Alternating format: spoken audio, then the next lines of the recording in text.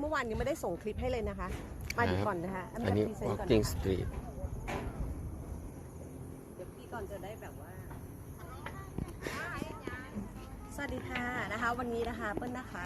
พามาเที่ยวสวนสัตว์นะคะ เป็นเขาสวนสัตว์ที่เขาสวนกวางอำเภอเมืองจังหวัดขอนแก่นนะคะห่างจากตัวเมืองประมาณ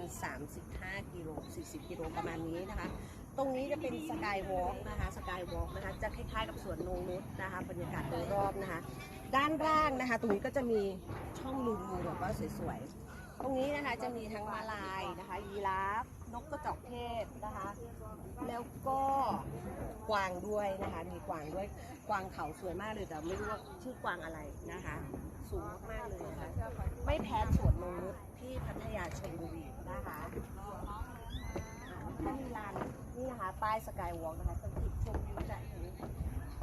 คือทัศน์ที่สวยงามแต่วันนี้ท้องฟ้าจะปิดไปนิดนึงนะคะเพราะว่ามันเป็นเมฆฝนแต่ถ้า